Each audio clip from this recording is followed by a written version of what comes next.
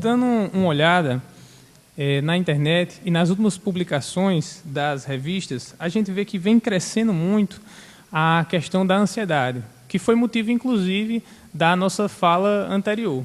Então, ultimamente, a gente vem buscando tempo, mais tempo, para ter tempo e acaba ganhando tempo sem tempo. Que é mais ou menos assim, você diz, não, eu estou sem tempo, e corre para ganhar tempo, e acaba que com isso você está sem tempo, e para ganhar o tempo você acaba não ganhando tempo, ficando sem tempo para nada. Sendo que lá no Miepinho, na época que eu ainda era criança, não faz muito tempo, aí a gente aprendeu uma musiquinha que era assim, se o nervosismo me permitir lembrar da letra, que era mais ou menos assim, dizer que não tem tempo, isto é fraqueza. É esperteza de quem diz para poder se esconder daquele irmão que está em aflição, mas temos tempo de assistir televisão. Então, eu queria saber daqui, quem foi que assistiu, conta tanto na TV, quanto depois assistiu no YouTube, o último capítulo de Salve Jorge. Pode levantar a mão, não precisa ficar com vergonha, não. Muita gente assistiu, né? E aí, desse não precisa levantar a mão, certo? Quem foi que daqui, na semana passada, prestou auxílio a alguém? Não precisa levantar a mão, para não causar embaraço, certo?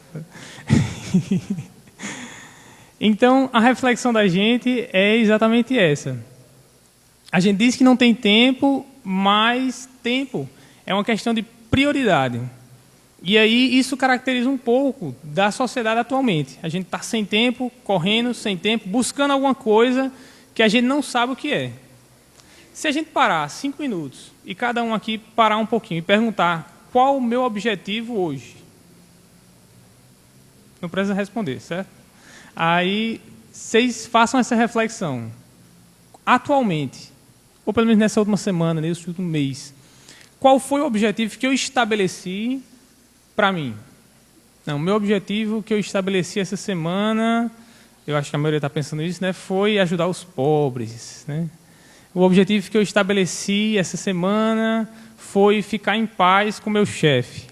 O objetivo que eu estabeleci essa semana foi buscar a paz no lar. Outros, é claro, já pensaram assim, não, o objetivo da minha semana foi juntar um pouquinho de dinheiro, que eu estava querendo aquele celular novo que lançou agora. E aí, esse foi o meu objetivo essa semana. Então, a gente tem que refletir sobre o nosso objetivo, porque às vezes a gente está fazendo uma coisa e não sabe sequer por que está fazendo aquilo. Vocês já pararam, por que vocês estão aqui, na Seja? Por que vocês vieram hoje à noite? Não, alguém me trouxe, minha mãe me obrigou, porque eu tenho que ir, que eu tenho que levar a criança, que ela gosta de evangelização. Então, essa reflexão a gente vem perdendo com o tempo. E aí, acaba que nessa cultura de imediatismo, não, o que eu quero, o meu desejo tem que ser atendido agora. Então, a gente está sempre assim, não, eu quero isso, tem que ser para agora, não dá para esperar. Tem que ser agora, e a gente parcela no cartão para poder conseguir agora e paga durante muito tempo. Ou então, a gente não sabe mais receber um não. Não, se eu quero isso, e recebi um não, não aceito não, e vou atrás. A gente está esquecendo um pouco de se perguntar, essa pergunta que eu fiz a vocês, qual o meu objetivo? E acaba que a gente chega em um estado que Joana de Ângeles vai caracterizar como vazio existencial. A gente chega em um momento que eu não sei mais o que eu estou buscando, mas eu sinto um vazio dentro de mim. Alguns interpretam esse vazio como fome, e aí descontam na comida. Outros interpretam esse vazio como a falta de algum objeto, a falta da posse de algo. E aí correm atrás desse algo. Não, é o carro que eu não tenho. Aí quando compro o carro, não, agora eu queria aquele que lançou novo, que é melhor, mais rápido, vou atrás de outro. E aí a gente fica sempre nessa busca. É o que a gente chama, em biologia, de feedback positivo. O que é isso? É o seguinte, eu tenho um vazio existencial, e esse vazio existencial me faz correr atrás de uma coisa que não vai preencher esse vazio existencial. E aí esse vazio existencial aumenta. O vazio existencial aumentando, eu continuo correndo atrás dessa coisa que vai preencher esse vazio existencial, não preenche o vazio existencial. E aí vocês já entenderam o que é um fio percussivo. Fica sempre se retroalimentando e aumentando, aumentando, aumentando, até um momento que ou a gente adoece ou desencarna. E é mais ou menos isso que a gente está vendo na sociedade atualmente. A gente corre, corre, corre, corre, só para quando adoece. E às vezes nem quando adoece. Então, é exatamente isso que a gente queria contextualizar esse início de palestra, que é exatamente essa busca pelo algo que eu não sei o que é. É esse vazio que eu também não sei com o que preencher. E essa mensagem de Joana está contida no livro Atitudes Renovadas, um livro mais ou menos novo dela, psicografado por Divaldo Pereira Franco, e ela vai falar exatamente dessa situação que a sociedade está passando ultimamente, esse vazio existencial. Qual a causa desse vazio existencial? E talvez o mais importante, qual é a solução? Qual é a solução para esse vazio existencial? E ela vai dizer, olha, o primeiro passo é parar para refletir. Respira, para, tenta fazer silêncio interior e aí vamos refletir. Qual o meu objetivo? O que eu estou buscando? Como eu estou buscando? Porque, às vezes, como a gente falou anteriormente, a gente está sempre vivendo no futuro. Eu sempre quero aquilo, eu quero ser assim, e nunca vivencio o presente, que é o momento em que a gente está. O que eu conquistei até agora? Para a gente poder reflexionar o que eu preciso ainda conquistar. Então, diante dessa situação, a gente pensa, às vezes, então, não, eu quero ser, né? Eu fui para a palestra, ele disse que a gente fica sempre buscando essas coisas vazias, por isso a gente sente esse vazio existencial. Eu quero ser perfeito, então, porque eu vou me sentir pleno. E a gente pensa que para buscar essa perfeição é um caminho tranquilo. A gente vê Chico Xavier e faz, rapaz, eu queria ser como Chico Xavier. A gente vê os expoentes do cristianismo e diz, rapaz, eu queria ser como São Francisco de Assis. Imagina, ser tão bom quanto ele. E a gente esquece o trabalho árduo que eles tiveram para chegar naquela posição. E chegando naquele nível evolutivo, o trabalho árduo que é você vivenciar os sentimentos, os ensinamentos do Cristo em uma sociedade que ainda não vivencia isso. Portanto, o que é que eu estou querendo dizer com tudo isso? Certo? Que a gente vai aqui buscar descobrir qual é a solução para esse vazio existencial. Ultimamente, a gente vem acompanhando uma médica no PSF e, para vocês terem uma ideia, tem uma programação, certo? No cotidiano do PSF, que você vai, por exemplo, esse dia a gente atende hipertensos, esse dia a gente atende diabéticos, certo? Vejam bem, pela OMS, 1/3 da população tem hipertensão ou diabetes, dos países subdesenvolvidos. Dos 5 dias do PSF, 1 dia é reservado à hipertensão e diabetes. É chamado hiperdia. Entenderam o trocadilho? Hiperdia. Então, e vejam bem, 1 dia para hipertensão e diabetes. 2 dias são para atendimento de saúde mental. Uma das doenças mais prevalentes, as doenças mais prevalentes são a hipertensão e diabetes, tem 1 dia. Mas, no PSF, 2 dias, o dobro de tempo, é dedicado à saúde mental. Então, são doenças que não estão entrando no registro. A gente não está tendo registro dessas doenças. Tantas pessoas têm diabetes, têm lá o diagnóstico, mas quantas pessoas estão infelizes? Quantas pessoas estão com esse vazio existencial que a gente está falando? Porque Joana vai dizer que esse vazio existencial, ele leva à depressão. Então, você não sabe o que buscar, o que está acontecendo com você, então você fica triste. E fica fraco. Fraco não no sentido de fraco, não conseguir levantar peso, mas no sentido que você perde aquela vontade de viver. não é difícil se deparar com essa situação. Ou aconteceu com a gente, ou com alguém que a gente conhecia. Você não sente mais aquela vontade de fazer as coisas, não sente mais aquele ímpeto em estudar ou algo do tipo. Por exemplo, deixa eu fazer só uma pesquisa epidemiológica aqui com vocês. Quem aqui dorme demais ou dorme de menos? Pode levantar a mão agora. Ou dorme demais, ou passa muito tempo dormindo, não quer levantar. Ou o contrário, tem que acordar logo porque ninguém tem problema de sono aqui. Pode levantar, não precisa ter vergonha não, viu? Pronto. Ou dorme demais ou dorme de menos. Então, e quem aqui ou come demais ou come de menos?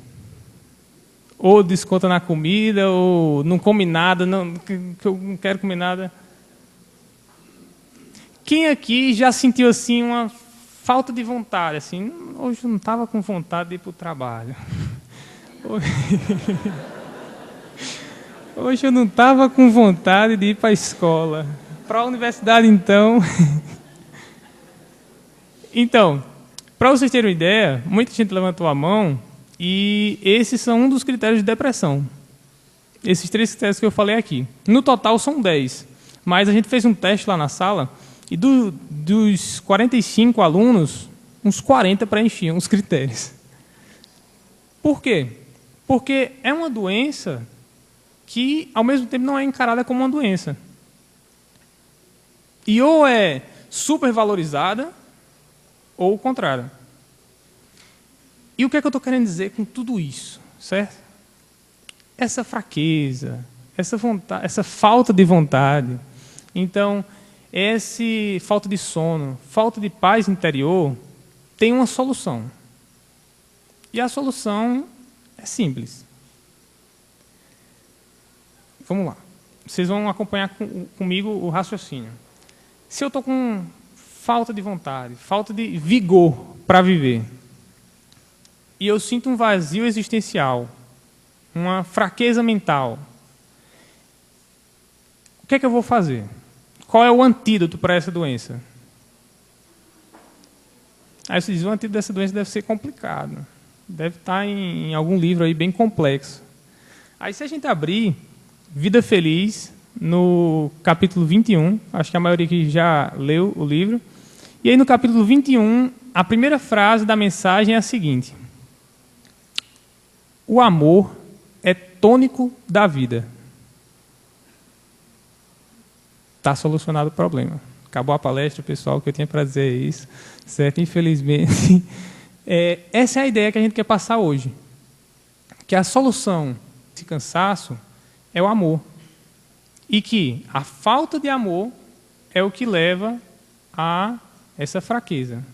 Aí os espertinhos vão dizer aqui, não, então o problema é falta de amor, então a solução é um namorado. Ou uma namorada. A solução é casar. Não é necessariamente esse tipo de amor que a gente está falando. Muitas vezes a gente confunde amor com afetividade. Afetividade pode até significar amor, mas amor não se restringe à afetividade. Então a gente cria aquela ideia que eu só vou ser feliz se eu tiver o meu príncipe encantado, a minha princesa do meu lado. E eu estiver num castelo bem bonito, principalmente se tiver um carrão lá no pátio me esperando. Esse é o problema. Esse é o objetivo que a gente está pondo, consciente ou inconscientemente, na frente dos nossos atos. Por isso essa fraqueza que a gente sente. Por isso essa falta de vontade. Porque a gente está buscando prazeres rápidos, fugazes, que vão rápido e deixam a dependência. É como uma droga. O sistema, o mecanismo neurofisiológico é o mesmo. O mesmo funcionamento de uma droga é o prazer que você tem quando compra aquele sapato da Ares que você estava querendo.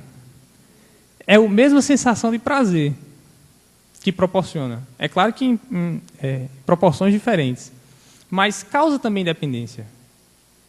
Então, esse ato de buscar aquilo que não me completa só leva à piora do quadro. E a solução é a prática do amor. Essa é a ideia que a gente quer passar hoje. Agora vamos desenvolver essa ideia. O título da palestra, vocês já descobriram, a regra áurea, na verdade é uma mensagem de Emmanuel, certo? Que está no livro Caminho, Verdade e Vida.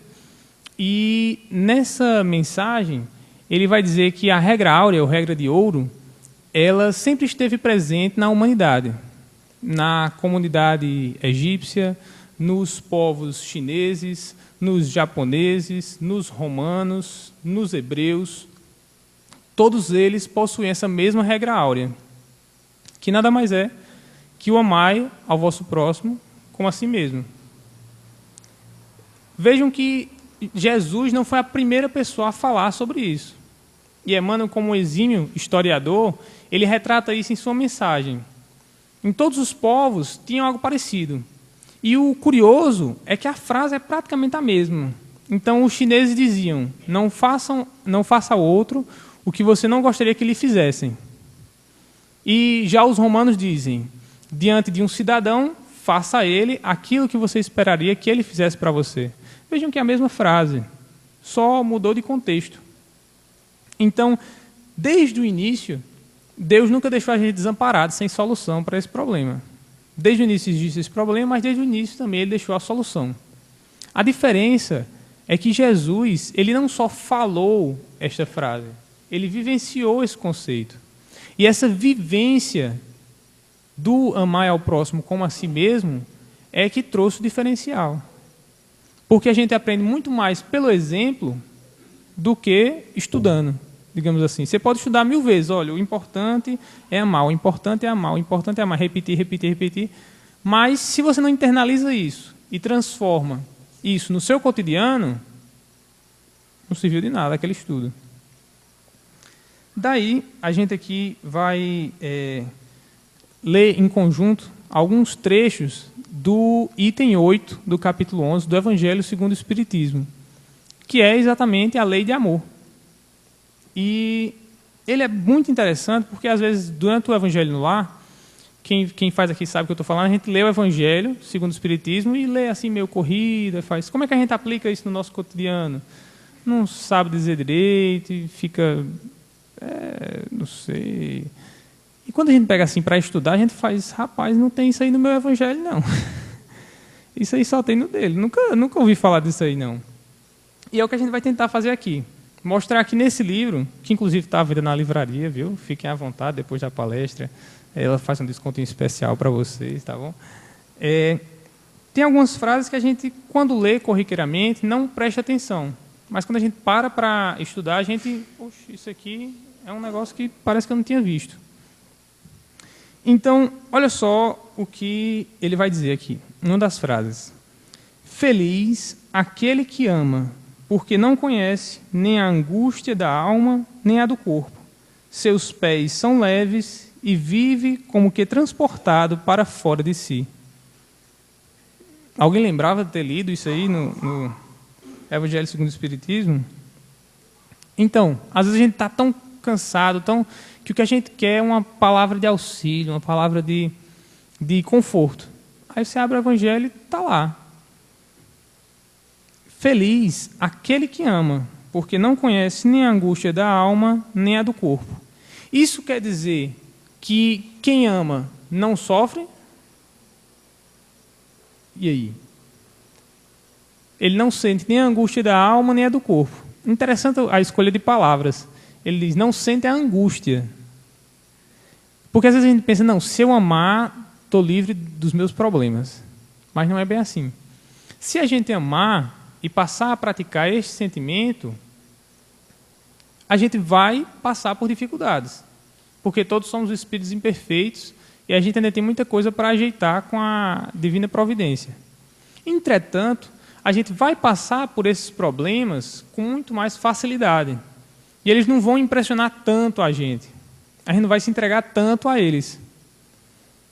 E aí, continuando aqui a nossa leitura, ele vai dizer, e aqui a gente vai viajar um pouquinho, certo? Eu vou pedir a permissão de vocês para começar a viajar um pouquinho.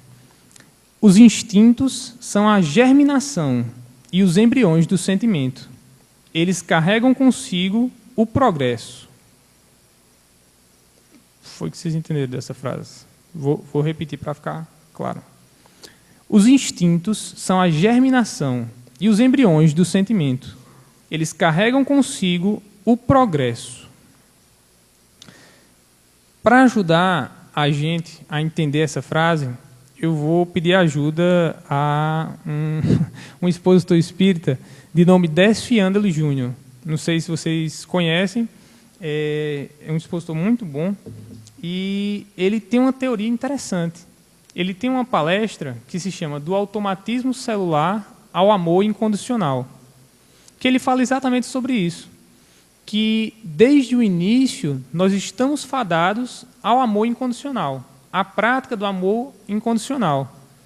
Entretanto, isso está como germe dentro de nós. Então é uma semente. E que ele vai dizer, desde a ameba, ou seja, dos seres mais simples, que eles têm essa tendência. Então, a passagem seria mais ou menos assim. Quando a gente era uma ameba, a gente só tinha uma célula. E só tendo uma célula, a gente não tinha sistema nervoso, ou algo do tipo. Então, a ameba, muita gente pode dizer, não, a ameba não pensa. E não pensa mesmo. Mas ela reage e tem uma certa intenção. Se você coloca ali, se eu estiver viajando muito, vocês digam ao ouvido, vamos dar uma pausa aí, que esse negócio está meio... se você deixar ali perto da ameba um alimento para ela, então ela vai, através de substâncias químicas, perceber aquele alimento. Ela vai perceber e vai atrás daquele alimento. E vai saber a enzima certa para digerir aquele alimento. Então, a ameba, querendo ou não, ela tem uma intencionalidade. Ou seja, ela produz intenção. Tem a intenção de comer aquele alimento. Isso aí quando a gente era ameba. Isso aí faz muito tempo. Quando a gente passou a ser seres pluricelulares, ou seja, ter várias células, a gente passou a desenvolver o instinto. Que tem gente que ainda está nessa fase. Que o instinto, ele vai dizer que é o rudimento do amor. É um ensaio do amor. Porque o instinto é a preservação de si. Então, eu quero me preservar e aí eu tenho instinto. Por que é um rudimento do amor? Porque é o início do amor próprio, embora ainda não seja. E também os animais que possuem instinto, eles buscam proteger sua prole. Então, já existe aí uma tendência ao amor. O próximo passo, digamos assim, na evolução do amor, seria o surgimento da inteligência, do raciocínio. E aí ele vai mostrar, como um cientista que ele é, que existem alguns animais mais simples, como o cão, que tem um raciocínio não contínuo, ou fragmentado. Que é o seguinte, quando a gente vê o cachorro da gente, assim, olhando para o nada, e a gente fica se perguntando, rapaz, o que é que ele está pensando, hein? A resposta é que ele não está pensando em nada. Na verdade, quando o cachorro está assim, olhando para o nada, ele realmente não está pensando em nada. Alguns momentos a gente queria ser cachorro e não pensar em nada, ter esse poder. Infelizmente, nós somos os seres que têm um raciocínio contínuo, ou seja, não fragmentado. A gente nunca para de pensar. A gente sempre está pensando em alguma coisa, mesmo que inconscientemente. Então, o cachorro, ele pensa, aí para de pensar. Pensa e para de pensar. Já o ser humano, nós, a gente sempre está pensando.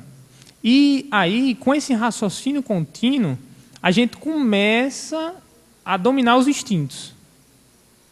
Ou seja, se antes a gente era governado só pelos instintos, como agora a gente tem um raciocínio contínuo, a gente começa a pensar, olha, eu estou com fome agora, estou doido para ir lá para a lanchonete e comer aquele pavê que está ali para vender. Mas eu estou na palestra, a palestra está meio chata, mas tem que esperar terminar para poder ir lá comer. O nosso instinto é de fome. A gente tem fome, eu quero ir lá comer. Mas como a gente já é racional, ninguém vai sair correndo aqui atrás do pavê. Eu espero. Então, a ideia é essa. Quando a gente vai adquirindo isso, a gente vai domando os nossos instintos. E aí é que a gente vai entrar num ponto interessante. Quando a gente está raciocinando continuamente, a gente está na fase que a gente chama fase hominal. Ou seja, a gente está na fase do homem. Para chegar na fase angelical, a gente precisa exercitar o amor incondicional. E aí, como é que vai ser esse pulo? Do raciocínio contínuo, que aparentemente não tem nada a ver, para o amor incondicional. Deus, ele é muito esperto. Se a gente pensa que é esperto, ele é mais esperto ainda. Porque quando a gente pensa que é esperto, ele já pensou que a gente ia pensar que era esperto. Então, ele bota umas pegadinhas para a gente. Por exemplo, se você decidir hoje, não, eu quero ser egoísta. Eu quero ser egoísta, eu vou contrariar as leis de Deus. Ele diz que o amor está em todos e que um dia todos nós amaremos. Mas eu quero contrariar isso. Eu quero ser egoísta e eu quero pensar só em mim e na minha vida. Então, eu quero pensar agora só em bem-estar aqui na Terra. Então, eu vou comprar uma casa legal, um carro legal. Sendo que aí eu sou assaltado. Aí o que é que eu faço? Eu boto cerca elétrica na minha casa. Sendo que aí, quando eu estou saindo de carro, eles me abordam. Eu faço, mas não é possível. Aí eu vou e blindo o carro. Agora não tem nem perigo, né? Aí quando a secretária está entrando dentro de casa, eles entram dentro da casa, fazem a festa, levam o carro à casa e deixam você no mato. Então, ele começa a pensar, isso o egoísta. Para eu ter um bem-estar, eu sou obrigado a dar um jeito nesse pessoal. E tiveram vários egoístas na história da humanidade que pensaram a mesma coisa. Eu tenho que dar um jeito nesse pessoal. O primeiro pensamento qual foi? Vamos exterminar. Mas não deu muito certo. Então, qual foi o segundo pensamento? Vou dar condições de vida melhores a essas pessoas para ver se elas param de me azucrinar e me deixam em paz. Para eu poder viver aqui na minha solidão, no meu castelo, sozinho. O problema é que aí é que está a pegadinha de Deus. Quando o egoísta se vê obrigado a proporcionar uma vida melhor ao outro, para que sua qualidade de vida seja melhor, ele acaba ajudando alguém. Então, por ser egoísta, ele vira altruísta. E aí é que Deus pega a gente. Porque fazer o bem é algo que faz a gente se sentir bem. Então, sem querer, a gente vai praticar o bem e gosta. A gente faz, rapaz, esse negócio é bom. E começa a sentir aquele tônus que a gente falou.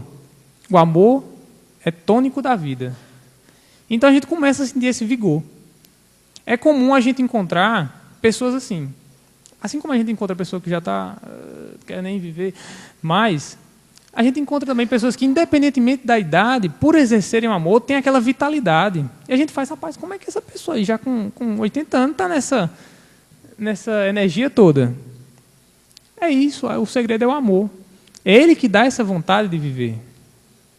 Então, a gente acaba que, para ser egoísta, tem que ser altruísta, acaba que a gente deixa de ser egoísta, passa a ser altruísta, gosta de fazer o bem e diz, rapaz, eu me senti bem. Não, mas eu não quero saber disso não. Eu prometi para mim mesmo que eu ia ser egoísta, não quero mais saber de fazer o bem.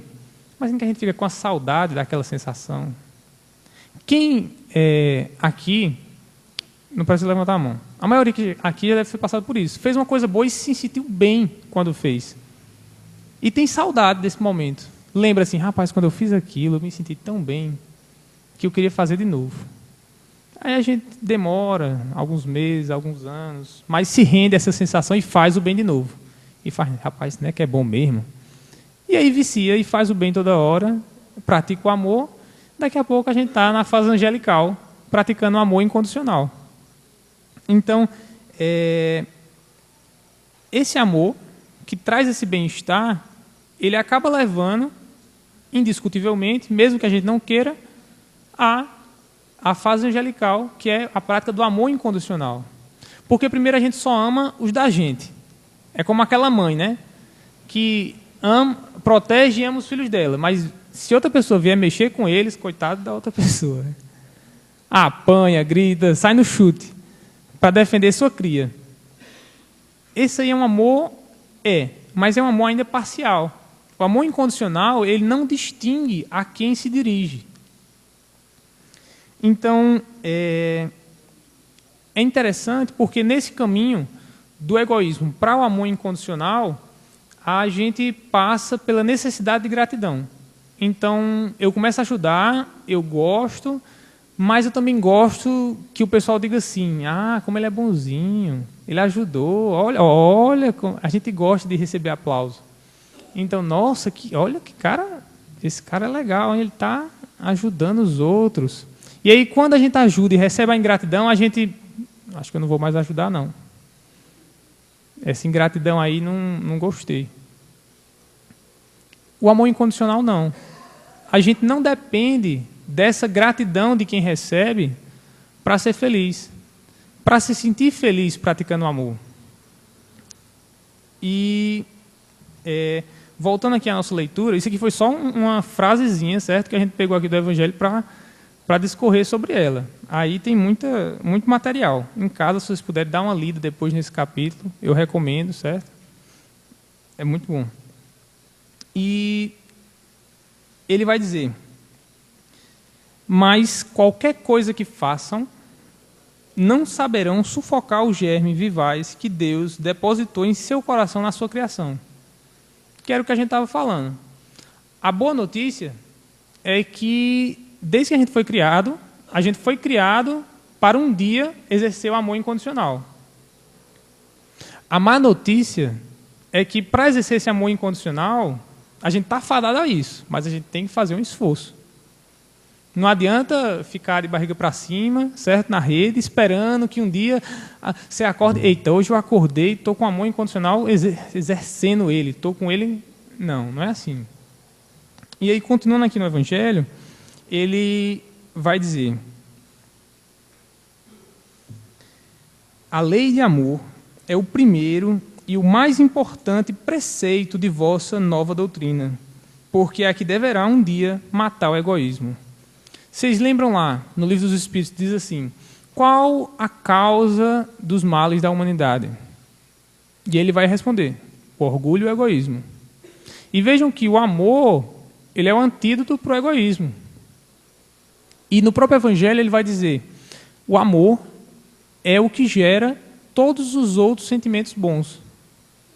Então, se o egoísmo está ali na raiz dos defeitos, o amor está ali na raiz das qualidades. E ele continua. Jesus disse, amai vosso próximo como a vós mesmos. Ora, qual é o limite do próximo? É a família? A seita? A nação? Qual vocês acham que é o limite do próximo? O próximo é só quem está próximo da gente? E ele vai responder, não, é a humanidade toda. E juntando a esse trecho, esse outro, amar no sentido profundo da palavra é ser leal, probo, consciente, para fazer aos outros o que se quereria para si mesmo. Quando eu leio essas passagens, essas duas principalmente, eu lembro muito de Francisco de Assis. Não sei se todos aqui conhecem, mas a oração de São Francisco, que não foi feita por ele, certo? Mas representa as ideias dele. O que acontece? Ela fala o quê? Eu não vou aqui falar toda, nem cantar, porque não quero castigar vocês. Mas a segunda parte da oração, ela vai dizer exatamente isso. Fazei com que eu procure mais consolar que ser consolado, compreender que ser compreendido, amar que ser amado, pois é dando que se recebe, e é perdoando que se é perdoado, e é morrendo que se vive. O que ele falou nesses versinhos é exatamente isso.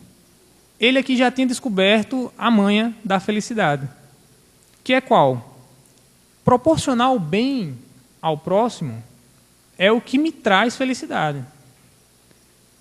Então, minha felicidade real, para a gente conquistar essa felicidade real, a gente tem que proporcionar felicidade ao outro. Não é uma coisa engraçada? Isso aí é outra pegadinha de Deus. Porque se eu conseguisse conquistar a felicidade sozinho, sem precisar de ninguém, todo mundo ia morrer de solidão. mas eu preciso e não preciso do outro para conquistar essa felicidade. Por que preciso e não preciso? Eu preciso porque eu fazendo ele feliz, eu me sinto feliz. Mas eu não preciso no sentido que eu não preciso que ele seja grato por isso. Porque só em proporcionar a felicidade dele, independentemente de ele ser grato ou não, eu já vou me sentir feliz. Então, retomando o capítulo, a gente vai agora ler o seguinte. Uma frase interessantíssima. Os efeitos da lei de amor são aperfeiçoamento moral da raça humana durante a vida terrestre. Os mais rebeldes e os mais viciosos deverão se reformar quando virem os benefícios produzidos por esta prática. O que ele quis dizer com isso? Ele disse assim, olha, mesmo os espíritos mais com coração de pedra, mais empedrados possíveis, eles não resistem ao amor. E isso a gente vê bem documentado na obra de André Luiz. Tem um dos livros de André Luiz, No Mundo Maior, ele conta vários casos desse tipo, com a irmã Cipriana. Eu também recomendo a leitura a todos. O que acontece é o seguinte, André Luiz ele já está no seu 6º livro, esse já é o 6º livro da obra, então ele já está ali com algum conhecimento. E ele está junto de um instrutor chamado Calderaro, que também já sabe muita coisa. E eles vão tentar desarticular uma desobsessão, ou uma obsessão, fazer uma desobsessão na obsessão. E o que acontece? Eles não conseguem. Eles vão lá, explicam, olha, o melhor para você é isso, o melhor para não faça, ele vai lá, explica, usa todas as artimanhas que eles conhecem e não conseguem. E André Luiz vira, né, aquela cara de desespero para o instrutor dele e faz, e aí, agora? A gente usou todo o conhecimento que a gente tinha, como é que a gente vai desarticular essa obsessão? A obsessão era de um filho adotivo de um pai para um filho adotivo. Porque, resumindo a história, para não tomar muito nosso tempo, o filho adotivo, ele trabalhava na oficina do pai. E aí um dia ele pediu as contas porque queria a parte dele que cabia do negócio, o pai adotivo não deu. Ele, então, mata o pai adotivo para ficar com o dinheiro da oficina. Sendo que o pai adotivo, quando desencarna... Às vezes a gente esquece, né? A gente esquece que a gente não morre. Aí o pai adotivo, quando desencarna, ele vai acertar as contas com o filho adotivo. E aí corre atrás dele enquanto espírito. Desde então, esse rapaz não teve mais paz. E aí a obsessão é essa. E o que acontece? Vão lá André Luiz, o mentor dele, que já é bem evoluído, e eles não conseguem desarticular. E aí André Luiz entra em desespero. E agora, o que a gente faz? A gente tentou tudo que conhecia. Sempre funcionou. E agora não vai funcionar. Aí o mentor dele faz. É porque André Luiz... André, né? Porque ele não chama André Luiz. Ele já é mais íntimo. É porque, André, alguns casos a ciência e a racionalidade não vão resolver. Alguns casos só o amor resolve. E é interessante isso, porque eles estão lá suando a camisa para desarticular essa obsessão, então eles chamam reforço do alto. E assim, o reforço que vem é um reforço pesado. Vem um espírito chamado Cipriana. E esse espírito, ele é especializado em amar. Imaginem aí. A capacidade de amar desse espírito. Não tem cirurgião que é especializado no olho direito. Pronto, ele era especializado em amar. Ela, no caso, que era uma mulher. E para vocês terem uma ideia, quando ela chega no recinto, eles fazem uma prece para chamar ela. Quando ela chega no recinto, e um deles, né, que participava da obsessão, vê ela, vê aquela luz, e ela estende os braços para ele, ele cai no choro e se arrepende de todos os erros. Então, não é uma coisa assim fraca, a gente está falando de um negócio forte, de um remédio bom. Não é aquele remédio barato, vagabundo, não. Esse é o bom. Então, não deu outra. André Luiz ficou estático. Ele tentei de tudo. E quando a mulher chega aqui, abre os braços e pronto, desmanchou o cara. Então, veja que às vezes a gente pensa que o raciocínio é que é o bom, né? Não, no raciocínio eu vou ganhar. Mas quando chega alguém com amor, desmancha o raciocínio, não consegue mais pensar nada. O próprio Emmanuel, quando viveu na época de Jesus e foi ao encontro dele, ele não conseguiu dizer uma palavra. Ele era extremamente racional. Para ele tudo tinha uma explicação, tudo tinha um modo de pensar e um argumento pronto. Quando ele chegou diante de Jesus, Jesus nem abriu os braços. Jesus, porque a gente está falando de Jesus, né? Ele só olhou para ele. Jesus só olhou assim para Emmanuel. Emmanuel desmanchou no chão. Quando sentiu aquele amor que emanava daquele espírito. Então, é disso que eu estou falando. O convite que eu quero fazer hoje é isso. Essa sensação de amor é algo muito sublime. E algo que traz um bem-estar muito grande. Mas para a gente chegar lá, a gente tem que começar de onde a gente está. E onde a gente está no comecinho ainda. Para isso a gente precisa de coragem.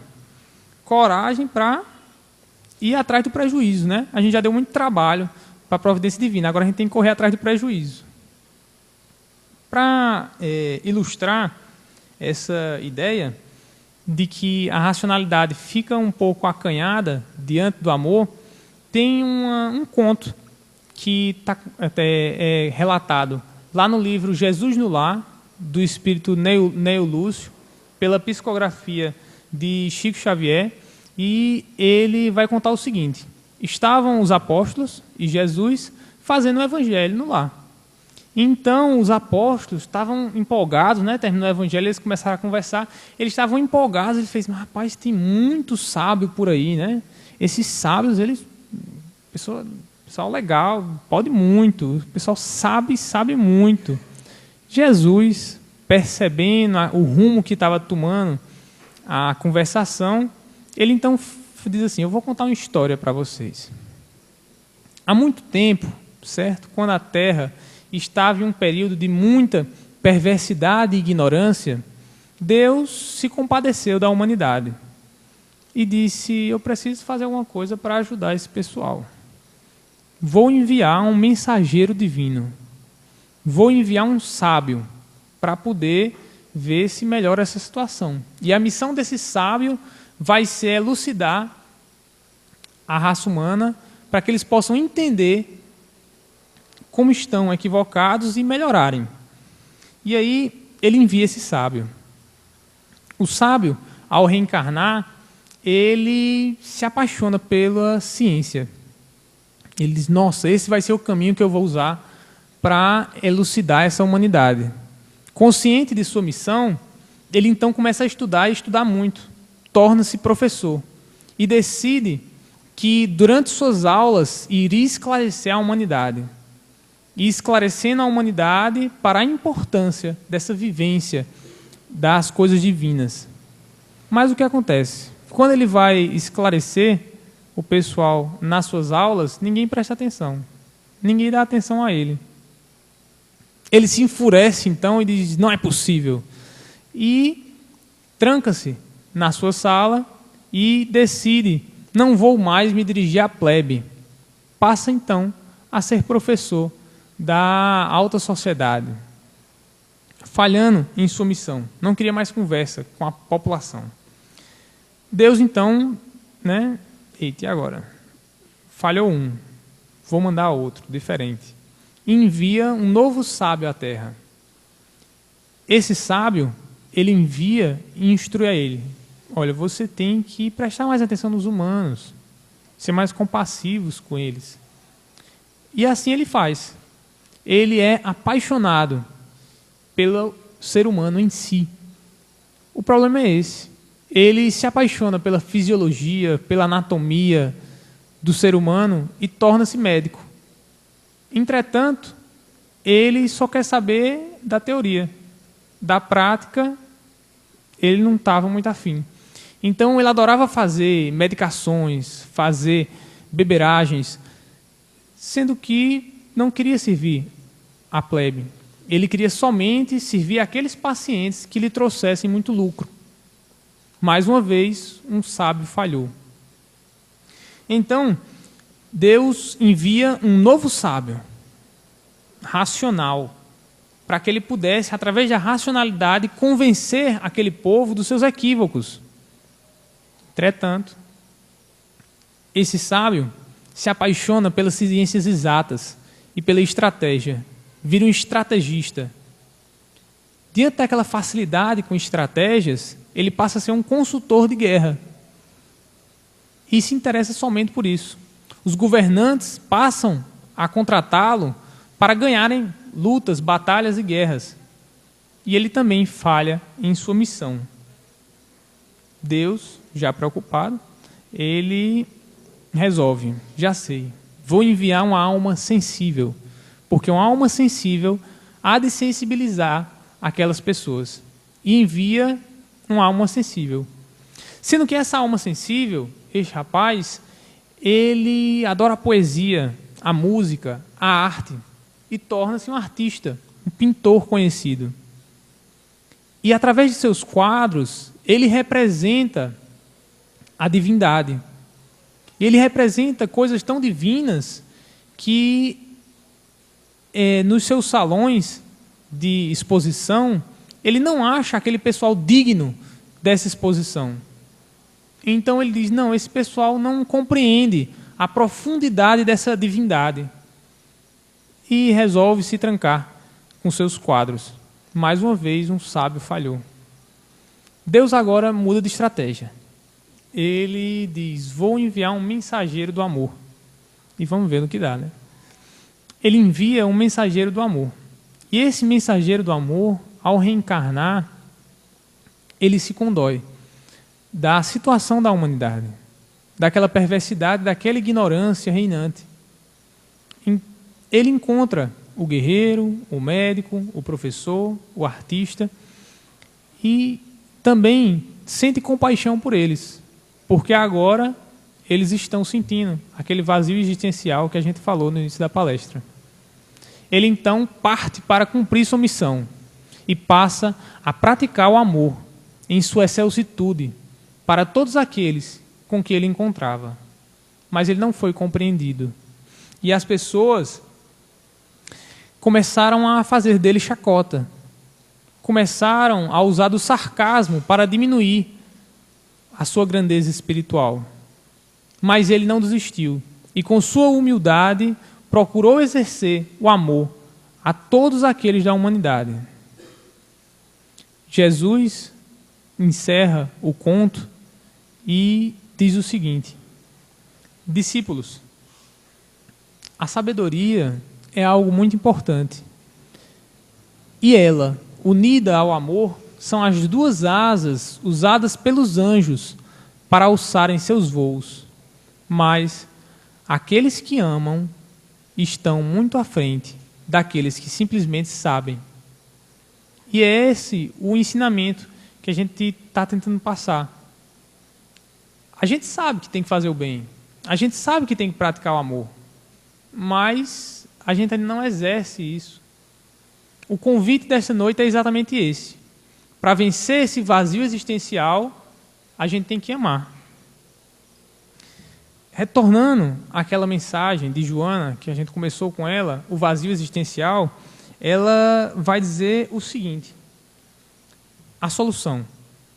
Se experimentas este vazio interior, desmotivado para viver ou para laborar em favor do bem-estar pessoal, abre-te para o amor e deixa-te conduzir pelas suas desconhecidas emoções, que te planificarão com legítimas aspirações, oferecendo-te um alto significado psicológico e humano. Ou seja, aquela falta de significado para a vida, você vai conseguir exercendo o amor. Alguns ainda dirão, mas eu tentei praticar o bem, eu virei aqui trabalhador assíduo da SEJA, vim aqui para a evangelização infantil no sábado, trabalhei com as criancinhas, preparei o lanche para elas, mas mesmo assim eu ainda não estou bem. Não estou sentindo essa plenitude que aquele rapaz falou na palestra. E aí ela continua no próximo parágrafo. Mas, se insistir essa estranha sensação, ou seja, se mesmo praticando o amor você não sinta que está surtindo efeito, faze mais e melhor. Esquecendo-te de ti mesmo, auxilia outrem a lograr aquilo que é nela, e descobrirás que, ao fazê-lo feliz, preenchido de paz, estarás ditoso também. Então, se você está praticando o amor, você refletiu e disse, não, estou praticando, mas ainda não cheguei nessa plenitude.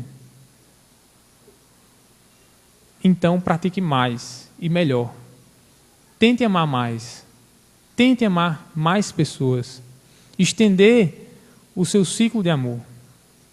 E fazer isso de uma forma melhor.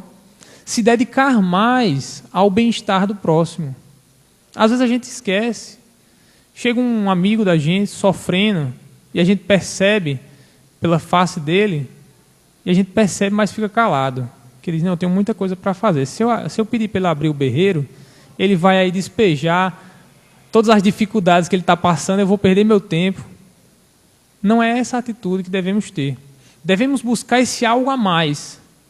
Buscar praticar mais e mais o amor.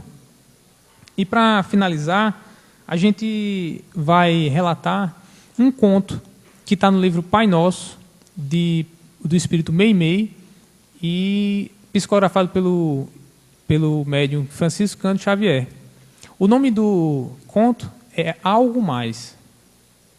Ele diz que um cristão verdadeiro buscou ajudar Jesus na construção do reino divino. E para isso fez uma prece, pediu orientação e saiu a caminhar. Inicialmente, ele encontrou com o vento. E o vento lhe disse, viajante, Deus me criou para que eu espalhasse as sementes por aí e ajudasse a florir os caminhos.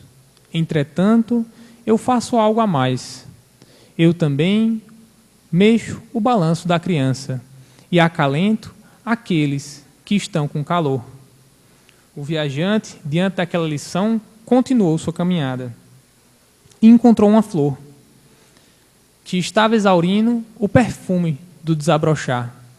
A flor então lhe disse, viajante, Deus me criou para originar o fruto e protegê-lo enquanto ele não cresce. Entretanto, eu também dedico as minhas energias a purificar o ambiente com meu perfume. Ele então ouviu a flor e continuou o seu caminho. Encontrou uma grande árvore que estava fazendo sombra para uma poça cheia de rãs. E então a grande árvore diz, Deus me criou para dar frutos, puxar a seiva do solo e entregá-la para as minhas folhas, para os meus frutos, alimentar os humanos. Entretanto, eu também proporciono uma sombra para estes animais amigos. O viajante, diante daquelas rãs, fez uma cara de nojado. E essas rãs, como é que você deixa elas ficarem aí pulando nas suas raízes? E ela falou, hoje eu estou ajudando-as, dando uma sombra para elas ficarem. Entretanto, amanhã, elas que me ajudarão, comendo os vermes que iriam corroer as minhas raízes. Então, fica essa mensagem nesta noite. Sempre buscarmos praticar o bem e buscarmos esse algo mais. Se achamos que não está surtindo efeito, amemos mais. Deus nos abençoe, hoje e sempre.